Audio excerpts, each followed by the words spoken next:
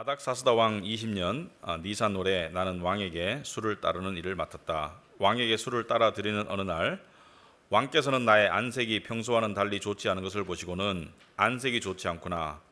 아픈 것 같지는 않은데 무슨 걱정되는 일이라도 있느냐 하고 물으셨다. 나는 너무나도 황공하여 임금님 만수무강하시기를 빕니다. 소신의 조상이 묻힌 성읍이 폐허가 되고 성문들이 모두 불에 탔다는 소식을 듣고서 울적한 마음을 가누지 못한 탓입니다 하고 아뢰었더니 네가 바라는 것이 무엇이냐 하고 왕께서 또 나에게 물으셨다.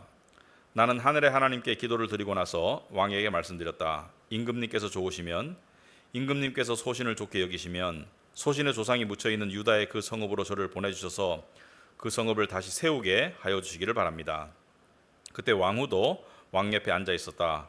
왕은 그렇게 다녀오려면 얼마나 걸리겠느냐, 언제쯤 돌아올 수 있겠느냐 하고 나에게 물으셨다. 왕이 기꺼이 허락하실 것 같아서 같은 생각이 들어서 나는 얼마가 걸릴지를 말씀드렸다. 나는 왕에게 덧붙여서 말씀드렸다. 임금님께서 좋으시다면 소신이 유다까지 무사히 갈 수 있도록 유프라테스 서쪽 지방의 총독들에게 보내는 친서를 몇 통 내려주시기를 바랍니다.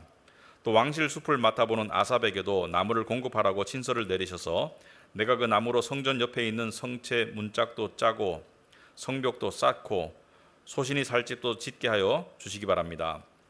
나는 하나님의 선하신 손길로 나를 잘 보살펴 주셔서 왕이 나의 청을 들어주셨다. 아멘. 우리 앉히기 바랍니다. 우리 기도를 해야 되겠죠. 하나님 아버지, 오늘 저희들을 또 이렇게 예배와 또 성도 간의 교제의 자리로 불러주셨습니다. 특별히 느헤미야서를 저희들이 보고 있습니다. 역사에 기록된 말씀을 통해서 우리가 하나님이 어떻게 역사하셨으며 또 하나님의 사람들은 어떤 지혜와 믿음과 결단으로 살아갔으며 또 그 결과는 무엇이며 또 우리가 그런 것을 통해서 오늘날 우리의 삶에 우리가 어떻게 살아가야 할지 생각해보는 시간 될 수 있도록 주님 도와주시옵소서.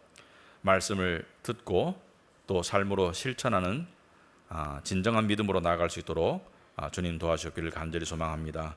예수님 이름으로 기도합나이다. 아멘.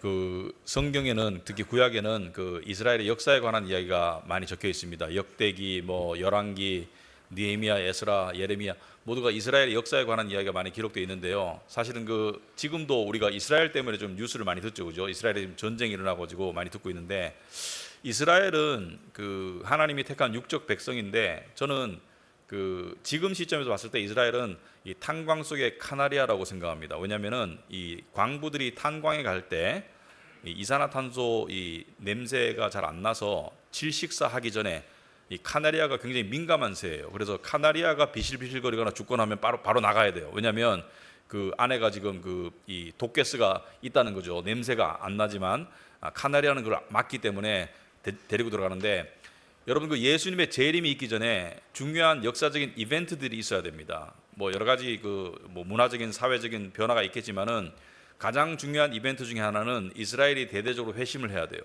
그래서 이스라엘이 지금 1947년에 나라를 세워서 지금 모였잖아요. 이 이스라엘이 대대적으로 하나님께 돌아오는 역사가 있어야지 재림이 있을 수 있다. 그래서 이스라엘은 우리에게는 역사의 시간표를 보여주는 그러한 민족이라고 봐도 되겠습니다. 자, 그런데 오늘 이야기는 우리가 지난 시간에 제가 이스라엘의 역사의 연대표를 나눠드렸죠, 그죠? 이스라엘이 바벨론의 포로로 끌려가서 유대가 바벨론의 포로로 끌려간 때가 기원전 586년이고 수룹바벨을 통해서 1차 귀환할 때가 기원전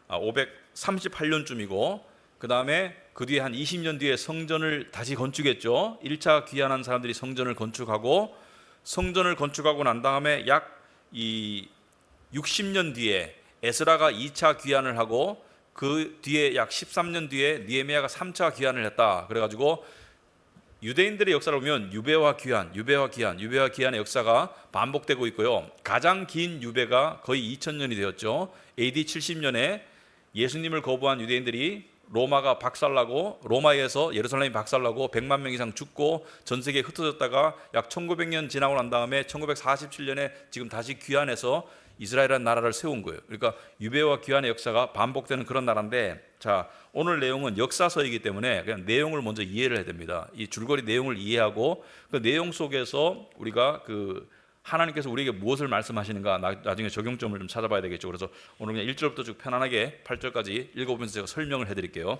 자, 아닥사스다 왕, 이 당시에 페르시아 왕이죠.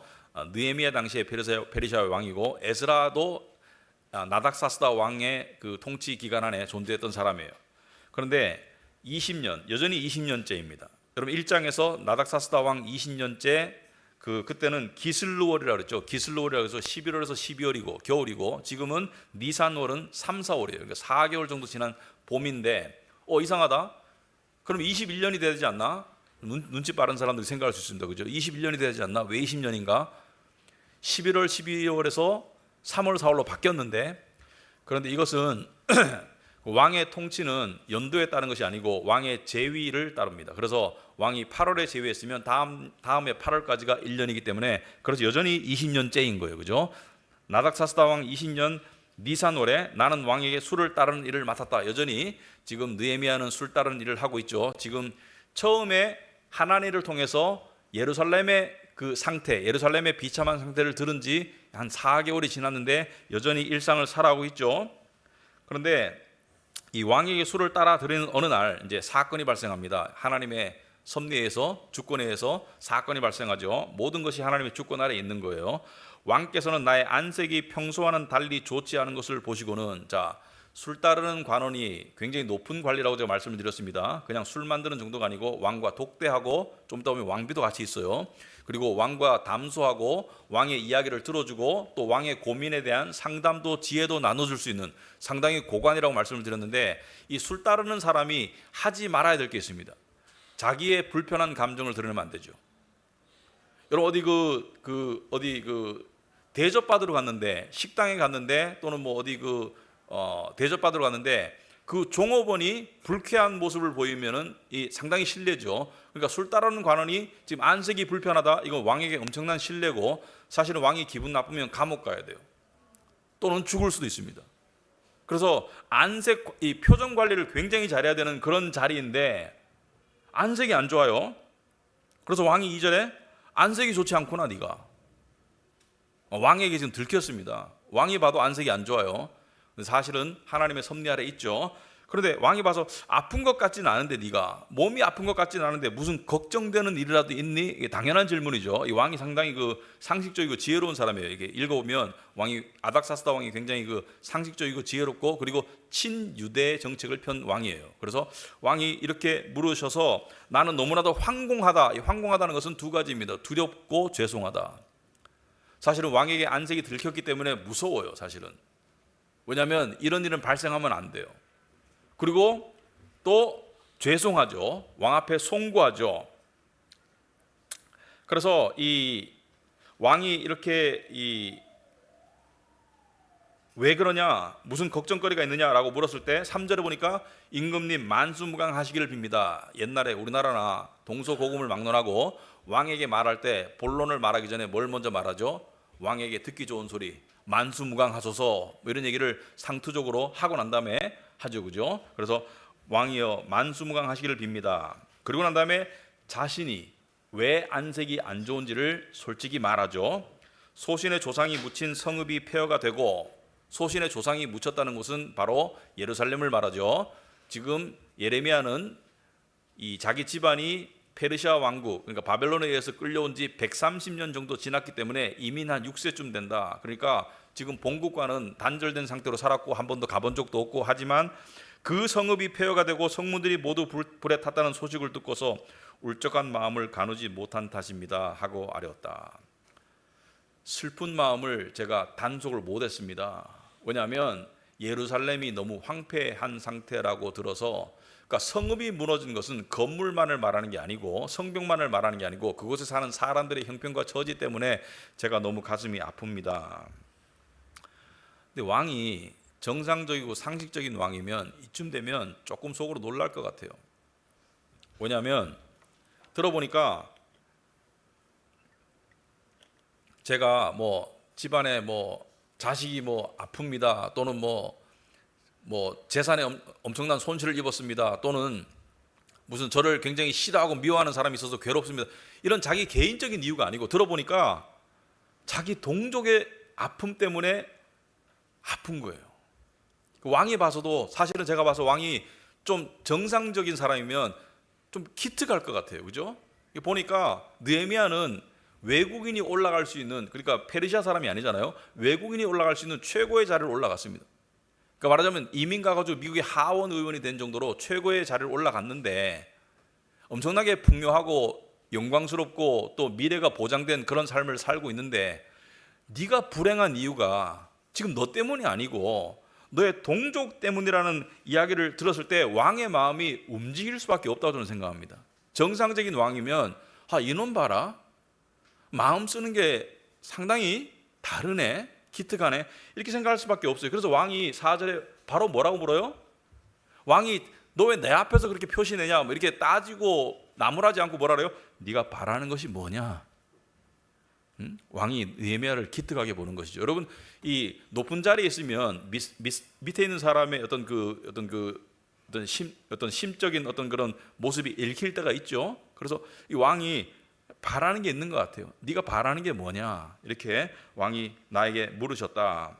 그래서 4절에 보니까 근데 물었는데 바로 답을 안 하고 나는 하늘의 하나님께 기도를 드리고 나서, 자, 여기서는 왕에게 잠깐만요, 제가 기도 좀 해보고 말씀드릴게요, 이렇게 하는 게 아니고 속으로 짧게, 그죠? 하나님께 지혜를 구하는 기도를 한 거예요. 여러분 살면서 기도 시간을 정해놓고 기도할 때도 있지만 짧게 할 때도 있죠. 저도 예배 중간에 설교 올라오기 전에 짧게 기도할 때가 있습니다. 하나님 도와주세요, 이렇게 여러분 기도할 때가 있습니다. 그 기도를 통해서 뭐예요? 지혜로운 말을 하고 싶은 것이고, 지금 느헤미야는 이게 즉흥적인 상황이 아니고요, 자기는 왕에게 말할 기회를 지금 몇 달째 지금 엿보고 있는 거예요. 하나님과 기도하는 가운데 자기의 결심은 섰고 왕에게 말할 그 결심은 섰는데 어떻게 말할까? 말 한번 잘못하면 큰일 나거든요. 죽을 수도 있어요. 어떻게 말할까 기회를 보고 있는데 왕이 기회를 주니까 지금 짧게 하나님께 기도하면서 이제 말을 꺼내는데, 사실은 이 아닥사스다 왕은 유대에게는 좀 호의적인 왕이라서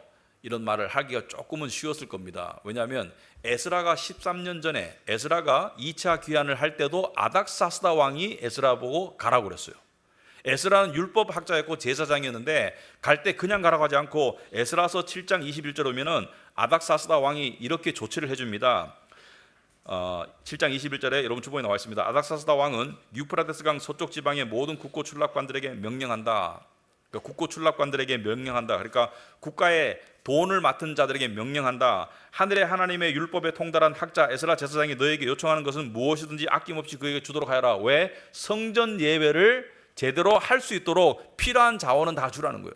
성전은 이미 2차 성전은 재건되었죠. 스룹바벨을 통해서 1차 귀환한 사람들에 의해서 70년 전에 성전은 재건되었는데 그 성전의 예배를 복원시키기 위해서 에스라가 갔고요, 느헤미야는 그 성을 복원시키기 위해서 가는데 에스라는 성전 제사장으로서 율법학자로서 성전에 꽂혀 있었고 느헤미야는 정치인으로서 백성의 삶에 꽂혀 있었어요. 그래서 둘이 역할이 달라요. 지향점은 하나이지만, 자, 그런데 은은 100달란트까지, 밀은 100고르까지, 포도주는 100바까지 이렇게 은, 금, 포도주, 은, 밀, 포도주, 기름, 소금은 제한 없이 주도록 하여라. 그러니까 뭐예요? 성전에 소요되는 모든 물자를 제공해라. 왜? 성전이 역할을 하려면은 물자가 필요하고 돈이 필요한데 백성들은 가난하니까 나라에서 도와주라는 것이죠. 그래서 하늘의 하나님의 성전에 관하여 하늘의 하나님이 규정하신 것은 하나도 어기지 말고 그대로 지켜라. 하나님께서 그 정하신 제사를 그대로 지켜라. 나와 내 자손이 다스릴 나라에 하나님의 분노가 내리도록 그대로 둘 수는 없기 때문이다. 나는 하나님을 기쁘시게 하고 싶다. 그리고 그대들은 또한 제사장들이나 레위 사람들이나 노래하는 사람들, 여기서 노래하는 사람들은 엔터테인먼트 가수가 아니고 성전에서 찬양대를 말하죠. 성전 문지기들이나 성전 망일꾼들이나 성전에서 일하는 다른 일꾼들에게는 조공이나 세금이나 관세를 물려서는 안 된다. 면세 조치를 해줍니다. 성전에 있는 사람들에게는 면세 조치를 해줘요. 그래서 엄청나게 그 하나님을 의식했던 사람이다. 그리고 유대인들에게 좋은 어떤 그런 정책을 편 사람인데, 자, 그래서 이 하늘의 하나님께 기도를 드리고 나서 왕에게 느헤미야가 말합니다. 임금님께서 좋으시면. 굉장히 그 지혜로운 말이죠. 자기의 원함을 말하기 전에 임금님께서 좋으시면, 그리고 임금님께서 소신을 좋게 여기신다면 그러니까 주체가 누구예요? 임금님께서 좋고 임금님께서 저를 좋게 여기신다면 소신의 조상이 묻혀있는 유다의 그 성읍으로 저를 보내주셔서 그 성읍을 다시 세우게 하여 주시기를 바랍니다. 자, 왕이 들었을 때 두 번 놀랄 일입니다. 자기가 가겠다는 거예요. 지금 왕이 봤을 때 지금 느헤미야는 부러울 게 없는 사람이거든요. 사회적 지위나 뭐 재물이나 지위와 재물이 같이 가는 거니까 당시에는. 그리고 미래나 또 안전이나 가문의 영광이나 지금 나무랄 게 없이 다 갖춘 사람인데 그것을 다 내려놓고 그 험지로 가겠다는 거예요. 그러니까 불편함 정도가 아니고 느헤미야서를 읽어보면 느헤미야는 살해 위협을 받죠. 위험한 곳이에요. 고통스러운 곳이고 위험한 곳이고 불편한 곳이고 불안한 곳인데 가겠다는 거예요. 그러니까 왕이 봤을 때 아까도 말했지만 왕이 지혜로운 사람이라면 느헤미야를 봤을 때 기특하다고 생각이 들 것 같아요. 아, 이런 사람이 있구나. 이런 놈이 있구나. 왕이 애정을 느낄 수밖에 없는 것 같아요. 젊은 미래가 창창한 젊은 높은 관료가 우리말로 하면 청와대 비서실에 있는 사람이 저를 저 먼데 험지로 보내주세요. 그런 사람이 어디 있겠어요? 그래서 왕이 그를 아끼는 마음이 더 들겠죠. 왕이 두 번 감동하는 거예요. 그래서 왕이 뭐라 그래요? 그때 왕후도 왕 옆에 앉아 있었다. 6절에 왕후도 같이 있었으니까 굉장히 이 친밀한 그리고 이 느헤미야의 이 위치를 보여주는 것이죠. 왕과 왕후를 독대할 수 있는. 왕은 그렇게 다녀오려면 얼마나 걸리겠느냐. 이 말은 무엇이 담겨 있습니까? 나는 너를 아낀다는 것을 이야기하죠. 나는 네가 가는 것을 허락하겠다는 그 뜻과 함께 가더라도 영원히 가지 마라. 나는 네가 다시 돌아왔으면 좋겠다. 아낀다는 거예요. 느헤미야는 왕에게도 총애를 받은 사람이에요. 왜? 자기 일에 충실했기 때문에. 그리고 얼마나 걸리겠느냐? 그리고 두 번 물어요. 언제쯤 돌아올 수 있겠느냐? 왕이 애정이 담긴 표현입니다. 언제쯤 돌아올래? 왕이 기꺼이 허락하실 것 같은 생각이 들어서 이쯤 되니까 느헤미야도 이제 낌새를 차리죠. 왕이 허락하실 것 같은 생각이 들어서 나는 얼마가 걸릴지를 말씀드렸다. 여기서 얼마가 걸릴지를 말씀드렸는데 정확히 말은 안 했죠. 우리 본문에서는. 왜냐하면 이것은 뭐 비행기 티켓 끊듯이 제가 미국 갔다가 몇 년, 몇 월, 며칠 옵니다. 이게 안 되는 거죠. 그런데 사실은 12년 뒤에 돌아옵니다. 12년 걸려요.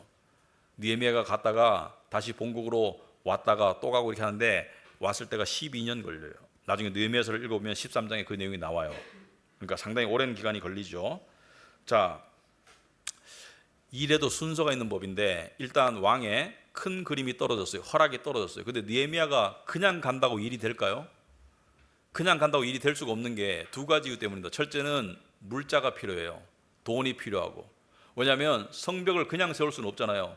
뭔가 돈이 있어야 되잖아요. 물자가 있어야 되고. 두 번째는 거기에 총독들이 굉장히 반유대인적이에요. 그래서 유대인들을 억압하는 정책을 펴고 있는데 느헤미야가 간다고 해가지고 호락호락 말 들을 사람이 아니에요. 왜냐하면 왕이 보냈다 하더라도 그 지방 관료가 또 멀리 떨어져 있기 때문에 또 통신이 바로바로 되는 것이 아니기 때문에 딴 마음을 먹을 수도 있었고 느헤미야서를 보면 딴 마음을 먹어요, 실제로. 그래서 느헤미야가 이제 왕에게 구체적인 부탁을 하는 것이죠. 이것은 즉흥적인 답변이 아니고 느헤미야가 미리 다 생각해 놓은 내용입니다. 그냥 말할 기회가 지금 주어진 것이죠. 그래서 7절 보면 나는 왕에게 덧붙여서 말씀드렸다. 임금님께서 좋으시다면. 똑같은 표현이죠. 그죠?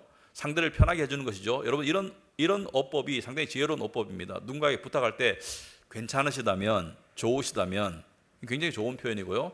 그리고 누군가를 나무라고 또 꾸지람할 때 항상 그 성경적인 표현은 이런 부분은 좋은데 이게 좋은 거예요.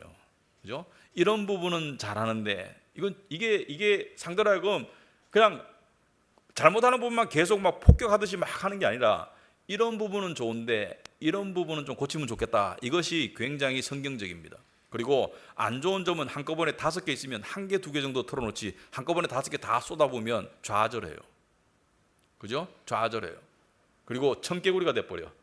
에이 될 대로 되라 이렇게 돼버리죠. 그래서 그렇게 하는 어법이 중요하다. 임금님께서 좋으시다면 소신이 유다까지 무사히 갈 수 있도록 유프라데스 서쪽 지방의 총독들에게 보내는 친서를 몇 통 내려주시기 바랍니다. 느헤미야가 왔을 때 이 지방 총독들은 느헤미야를 미워합니다.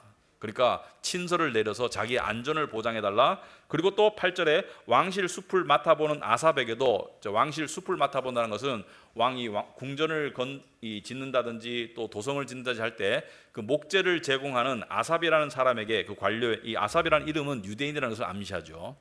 이 사람도 높은 자리에 올라간 거예요. 제가 그 나무로 성전 옆에 있는 성체 문짝도 짜고 성벽도 쌓고 소신이 잘 살 집도 짓게 하여 주시기 바랍니다. 그러니까 물자를 제공해 주세요. 건축에 필요한 목재를 제공해 주세요. 이렇게 왕에게 평소에 가지고 있던 생각을 가감없이 왕에게 아뢰니까 왕이 허락을 하죠. 나의 하나님이 선하신 손길로 나를 잘 보살펴 주셔서 왕이 나의 청을 들어주셨다. 근데 왕이 청을 들어주셨다 바로 말하지 않고 항상 누가 먼저 나타나요? 하나님이. 느헤미야는 하나님의 절대 주권을 믿고 있었어요. 하나님이 왕의 마음을 움직이신다는 것을 느헤미야는 믿고 있었어요. 그래서 우리가 권위에 순종하지만 그 권위 위에 누가 계세요? 항상 하나님이. 그래서 모든 걸 움직이시는 게 하나님이다. 잠언 21장 1절에 보시면 왕의 마음은 흐르는 물줄기 같아서 주님의 손 안에 있다. 자, 물줄기 같은 게 왕의 마음인데 왜 왕의 마음이 중요할까요? 굵직굵직한 정책을 만들어내기 때문에. 그런데 그 물줄기를 누가 움직여요? 주님께서 원하시는 대로 왕을 이끄신다. 자, 내용은 우리가 살펴보았습니다. 그런데 오늘 이 내용을 통해서 제가 지난주에 느헤미야를 통해서 그리스도를 볼 줄 알았다 이미 말씀을 드렸어요. 자기의 모든 영광과 모든 안락과 모든 풍요를 내려놓고 험지로 가는 느헤미야의 모습을 우리가 볼 수가 있죠. 그런데 느헤미야가 지금 보여주는 이 모습, 삶의 방식, 가치관, 또 선택의 기준, 모든 것이 일반인들과 달라요. 그리고 너무 달라요. 예를 들어서 일반인들 같으면, 일반 사람들은 쾌락과 안락과 풍요를 극대화하는 것이 인생의 방향입니다. 쾌락과 안락과 풍요와 편안함을 극대화하고 누리려는 것이 인간의 본성이고, 조금 더 느헤미야가 마음을 쓴다면, 그렇다면 내가 좀 사제를 털어서 보낼 테니까 동포들을 좀 도와주시오, 여기까지 하면 끝이에요. 근데 느헤미야는 어디로 가요? 고생과 희생 쪽으로 방향을 틀어요. 자, 인간의 자연스러운 마음은 쾌락과 안락과 풍요 쪽으로 가는 게 자연스러운 육신의 마음인데, 느헤미야는 왜 고생과 희생 쪽으로 방향을 틀까? 이것이 오늘 우리가 생각해 봐야 될 부분입니다. 자, 얼핏 보기에는 느헤미야는 믿음의 마음으로 동족을 생각했습니다. 동족의 아픔과 고통을 자신의 아픔과 고통 이상으로 여겼기 때문에 가서 함께 하겠다는 마음이 있었어요. 분명히 그 이유가 있습니다. 하지만 저는 그 저변에 또 다른 이유가 있음을 우리가 알아야 되겠다. 그것은 우리가 생각해 봐야 될 부분인데요. 여러분, 느헤미야는 쾌락과 안락과 풍요를, 그것을 주로 추구하는, 그것을 극도로 추구하는 삶의 끝은 뭐죠? 무의미입니다. 무의미해요. 의미가 없어요. 여러분, 내가 최대한 편하고 최대한 잘 살고 최대한 잘 먹고 최대한 즐겁게 살겠다라고 한번 살아보세요. 꼭 죽기 전에라도 삶이 무의미해집니다. 특히 신앙인은 정말 무의미하고요, 하나님과 관계가 안 돼요. 왜냐하면 의미가 없어, 거기는. 그런데 하나님이 원하시는 고생, 하나님이 기뻐하시는 희생으로 나가잖아요. 근데 거기에는 의미가 있고 기쁨이 주어져요. 진정한 기쁨이. 굉장히 중요한 것이거든요. 여러분, 하나님은 우리가 쾌락과 안락과, 여기서 말하는 쾌락은 나쁜 의미의 쾌락을 꼭 말하는 게 아닙니다. 뭐 부도덕한 쾌락을 꼭 말하는 게 아니고, 뭐 음식이라든지 오락이라든지 여행이라든지 뭐 이런 그런 종류의 쾌락. 그러니까 쾌락과 안락과 풍요를 추구하는 그 삶에는 심적으로도 하나님께서는 무의미를 맞도록 만드셨지만, 창조의 질서가 신체적으로도 그래요. 신체적으로도, 육체적으로도. 무슨 말씀이냐면, 오늘 설교와 연관해서 한번 들어보시기 바랍니다. 여러분, 하나님의 일반 은혜 속에서 과학자들이 또는 의학자들이 무엇을 하죠? 발견을 하죠. 그죠? 발명하진 않아요. 그죠? 발명은 없던 것을 만들어내는 게 발명이고, 예를 들어서 휴대폰을 발명했다 이렇게 할 수 있죠. 그렇지만 우리 몸에 관한 한은 발견할 뿐이죠. 인체의 비밀을 발견할 뿐이지 발명하지는 못해요. 그런데 우리 인체가 어떻게 만들어졌는가? 이 최근 100년 동안에, 그러니까 최근 100년 동안에 그 뇌과학 쪽에서, 그러니까 의학계, 뇌과학계에서 발견한 가장 커다란 발견 중에 하나가 이것입니다. 바로 뇌의 항상성이라는 게 있어요.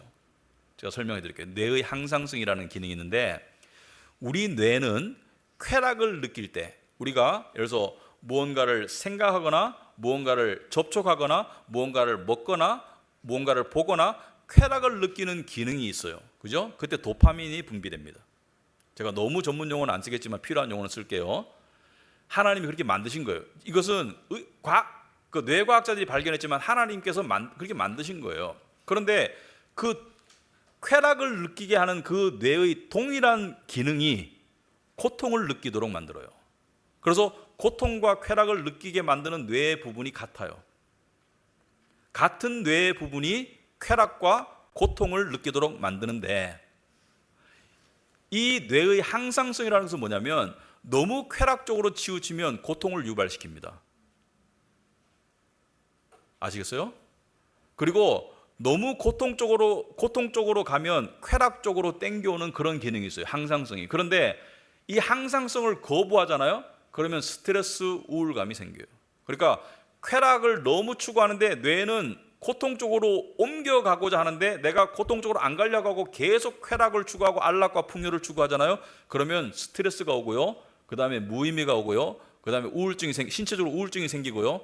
그리고 심지어 자살해요. 이것은 제 이야기 아니고 의사들의 이야기입니다. 예를 들어서 우리가 뭐 음식이나 운동 경기나 SNS나 무슨 돈이나 쇼핑이나 여행이나 이런 것을 통해서 쾌락을 추구하면 도파민이라는 물질이 분비됩니다. 그런데 이 도파민이라는 물질이 분비되면, 이 도파민이라는 물질이 분비되고 난 다음에는 이것을 정지시키고 고통이나 휴식 쪽으로 가져야 되는데, 쾌락을 추구하는 사람은 이것을 계속 재현하고 싶어요. 그러면 뇌의 항상성이 깨지고, 그러면 그 신체적으로 스트레스가 오고, 그리고 우울증으로 작용한다는 거예요. 그리고 불안해지고. 그래서 쾌락을 누리고 즐긴 만큼 고통 쪽으로 동일하게 기우려고 하는 것이 뇌의 항상성이다. 하나님이 인간을 그렇게 만드셨다는 거예요. 그래서 역설적인 결론이 가능합니다. 쾌락과 안락과 풍요를 추구할수록 고통과 우울과 스트레스가 더 쌓인다.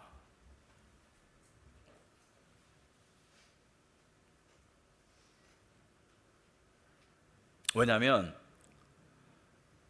이 도파민이나 쾌락은 중독성이 있기 때문에 그것을 그대로 재현하거나 그리고 그 이상을 만들고 싶어 하는데 현실에서는 안 되는 거예요. 왜? 뇌의 항상성의 기능이 너무 쾌락으로 간 것을 땡겨오기 때문에, 고통 쪽으로 땡겨오기 때문에 그만큼 동일한 자극이나 동일한 상황이 주어지더라도 그 정도의 쾌락이 안 생기는 거예요. 왜? 뇌가 거기로 가도록 만들질 않아요. 여러분, 우리가 음식을 먹거나 뭘 보거나 뭘 하거나 해서 느끼는 쾌락이 그 자체가 쾌락을 주는 게 아니고요. 그 자극에 의해서 뇌가 반응을 해서 쾌락 물질을 분비해야지 쾌락을 느끼는 것이지 그 자체가 쾌락을 주는 게 아니거든요. 그런데 동일한 자극을 줘도 뇌가 그 물질을 분비를 안 해요. 그만큼 오히려 스트레스가 생겨요. 왜? 항상성이 깨지기 때문에.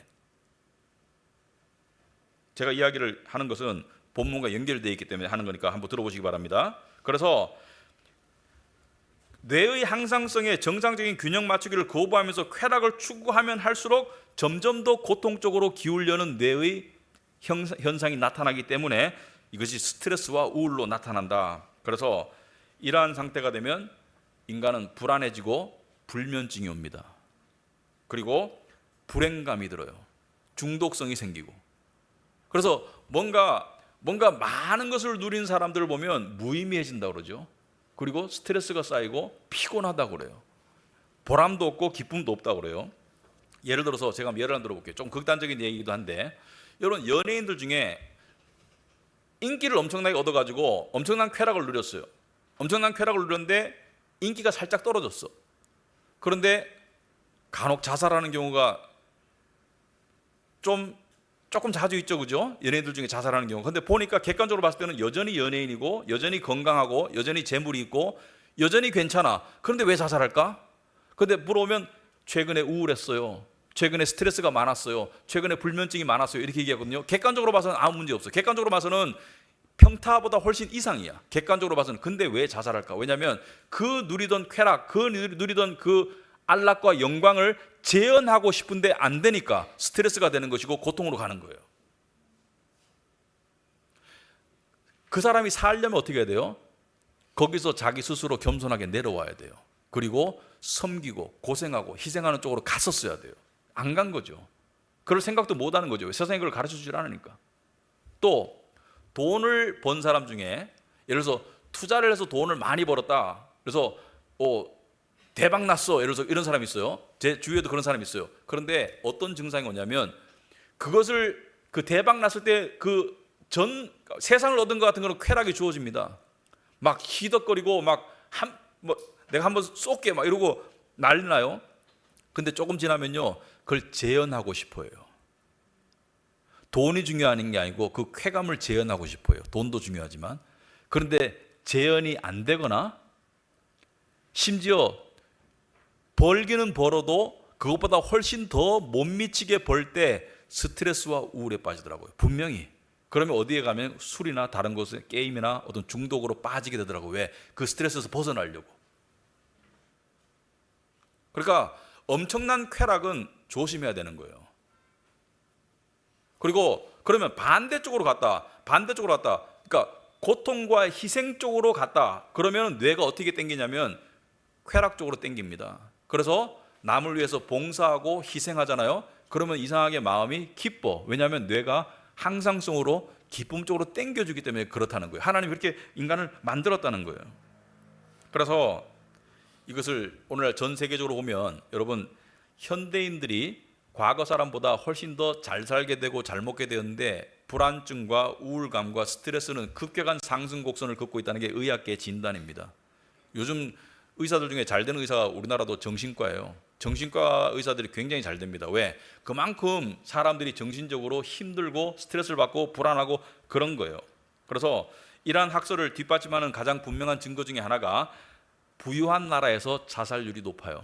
부유한 나라에서 우울증 환자가 훨씬 더 많아요. 여러분 못 사는 나라 가보면 사람들이 웃고 있어요. 물론 괴로운 사람도 있지만 근데 사람들이 마음이 되게 가볍고 순수해요. 근데 잘 사는 나라 가는데 사람들이 우울하고 스트레스가 더 많아. 그래서 부유한 나라들에서 자살률이 높아요. 우리나라가 세계에서 못 살아서 자살률이 1위입니까? 아니죠. 우리나라가 왜 우울해요? 옛날보다 못 살아서 그래요? 아니죠. 어떻게 설명할 거예요? 약 10년 전쯤에 유수 일간지에서 이걸 조사했습니다. 1980년대 한국인의 삶과 2010년대 한국인의 삶을 조사해 봤어요. 객관적인 수치는 다 올라갔어요. GNP, GDP 다 올라갔어요. 그리고 평균 수명 다 올라갔고 건강 수명 다 올라갔고 교육 정도 다 올랐어요. 그런데 행복도는 떨어졌어요. 현저하게 떨어졌어요. 어떻게 설명할 것인가? 왜냐하면 고통과 희생이 없는 쾌락과 안락과 풍요는 무의미할 뿐만이 아니라 건강에도 안 좋고 스트레스고 불안감을 만들고 우울증을 만든다. 그것이 하나님의 창조의 원리입니다. 그래서 세상 사는 사람대로 쾌락과 안락과 풍요만 증대시키는데 혈안이 되어 있으면 특히 믿는 사람은 마음속에 허함, 무의미, 스트레스 그걸 벗어날 수 없어요. 그렇다면 이러한 불행한 상태를 벗어나려면 어떻게 해야 되는가? 굉장히 역설적입니다. 굉장히 역설적인데 인생에 의미 있는 보람과 기쁨을 증가시키려면 의미 있는 고생과 희생을 추구하는 삶을 살아야 돼요. 이것이 창조주 하나님이 만드신 우리 인간의 삶의 역설적인 메커니즘입니다. 예수님께서 이렇게 표현도 하셨죠. 네 목숨을 얻으려고 하면 잃을 것이다. 하지만 네 목숨을 잃으려고 하면 얻을 것이다. 상통하는 말이에요. 여기서 목숨을 잃는다는 것은 자살하거나 가서 전쟁터가 죽으라는 얘기 아니고 인자가 온 것은 섬김을 받으러 온 것이 아니고 섬기러 왔다 그랬죠. 섬김의 고생과 희생 쪽으로 나아갈 때 나에게 기쁨과 보람이 주어지는 것이지 나는 내 하나 편하고 내 하나 풍요하고 나 하나 즐거운 일에만 몰두하겠어. 절대로 행복할 수 없습니다. 하나님이 그렇게 만드셨어요. 느헤미야는 의미 있는 삶을 원했어요. 동족을 사랑했고 하나님을 믿었지만 느헤미야는 쾌락과 안락과 풍요보다는 의미 있는 고생과 희생을 원했어요. 왜? 그것이 하나님이 지은 창조의 질서 속에 맞기 때문이죠. 여러분, 예수님의 삶을 보세요. 예수님의 삶은 기쁨으로 끝납니다. 영광으로 끝나요. 하지만 예수님은 뭘 추구했습니까? 쾌락과 안락과 풍요를 추구했습니까? 고생과 희생을 추구했습니까? 히브리서 12장 2절 보시면 믿음의 창시자요 완성자이신 예수를 바라봅시다. 이 말씀은 믿음의 본보기 되시는 예수님을 바라봅시다. 그는 자기 앞에 놓여있는 기쁨을 내다보고서, 내다본다는 것은 미래를 말하는 거예요. 미래의 기쁨을 위해서 현재를 어떻게 살았어요? 부끄러움을 마음에 두지 않으시고 십자가를 참으셨습니다. 고생과 희생으로 나아갔던 거예요. 여러분, 이것이 공동체 속에서, 가정이나 교회나 속에서 어떻게 적용될 수 있을까요? 여러분, 가족 속에서도 다 사람인지라 자기 편하고 싶죠. 피곤하니까 설거지가 쌓여 있고 뭘 해야 되고 청소가, 집이 더럽고 한데 나는 편하고 싶어, 나는 그냥 누워 있고 싶고, 나는 그냥 유튜브 보고 싶고 당신이 해, 이렇게 사는 삶 속에 기쁨이 있을까? 아니죠. 내가 희생할게, 내가 고생할게, 그 속에 기쁨과 보람이 있는 것이 그게 정상입니다. 그렇다면 여러분 한번 생각해 보시기 바랍니다. 느헤미야처럼 이렇게 극적인 결정이 아닐지라도 여러분, 인생의 진로라는 게 있죠. 인생의 진로 속에서도 그런 게 결정의 순간이 올 때가 있습니다. 하지만 여러분의 삶 속에서 하나님께서 고생과 희생 쪽으로 부르시는 쪽이 분명히 있을 것입니다. 사람을 통해서 권유하든 아니면 상황이 여러분을 부르든 아니면 마음속에 그런 생각이 들든, 그런데 여러분의 마음속의 메커니즘이 나는 나 자신의 쾌락과 안락과 풍요가 최대 가치야라고 그것을 거부하면 여러분의 삶이 어떻게 되겠어요? 어떻게 되겠어요? 메마르고 망가지게 되어 있습니다. 그게 하나님의 창조의 메커니즘이에요. 네 십자가를 지고 나를 따라오라는 것은 의미 있는 고생과 희생으로 나아갈 때 어떻게 돼요? 보람과 기쁨을 누리게 되겠습니다. 그게 복음의 삶입니다. 그래서 고생과 희생으로 나아가지 않는 신앙생활은 아무런 의미가 없습니다. 아무런 의미 없어요.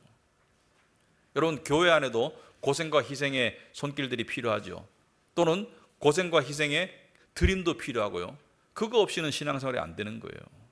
그래서 우리 신앙생활 속에는 봉사와 드림이 있는 거예요. 우리 교회가, 제가 이렇게 목사로서 이렇게 제가 느낄 때 우리 교회가 조금 의미 있는 중요한 변화의 기로에 있어서 예를 하나 제가 들어드릴게요. 우리 교인들에게 예를 하나 들어드릴게요. 우리 교회가 사실 그 아이들이 굉장히 많아요. 그 아이들의 비율이 상당히 높아요. 지금 중고등학생 되는 아이들, 초등학생, 유치부, 유아들 아이들이 많은데요.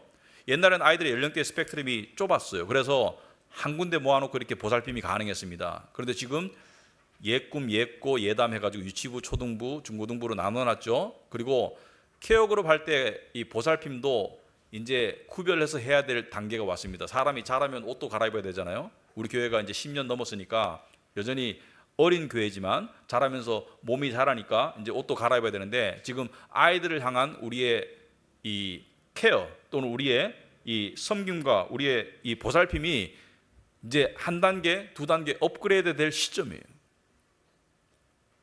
저도 느끼고 우리 교인분들 중에서도 그걸 많이 느끼고 있어요. 그런데 거기에 대해서 우리가 회의를 하고 위원회를 만들어서 지금 회의를 하고 여러분들에게 곧 알려드릴 것 같은데, 그런데 이것이 생각만으로 될까요? 필요는 보이는데 생각만으로 될까요? 누군가가 고생하고 누군가가 희생하고 그리고 누군가가 비용을 부담해야 됩니다.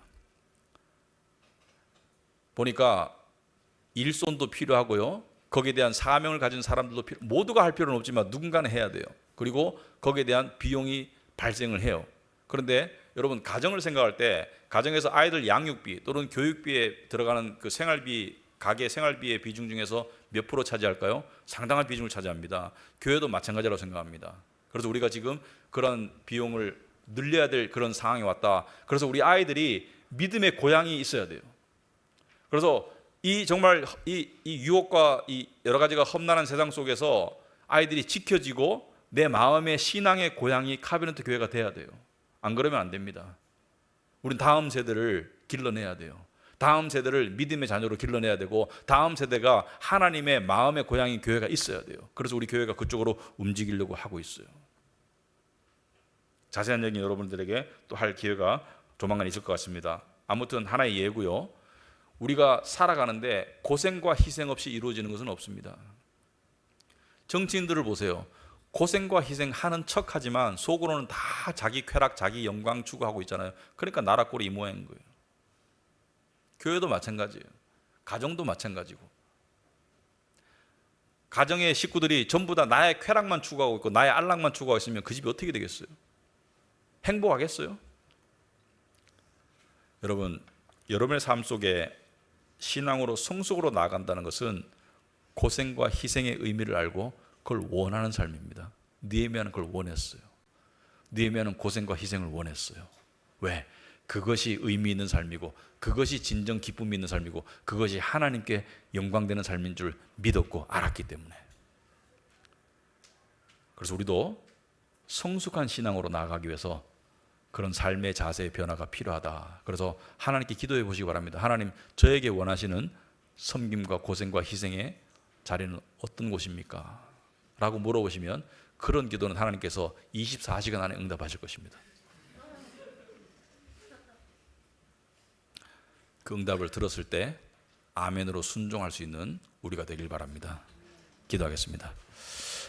하나님 아버지, 오늘 저희들 또 말씀을 통해서 우리 육신이 살아가려고 하는 방향과 하나님이 원하시는 방향이 서로 다른 길임을 다시 한번 보게 됩니다.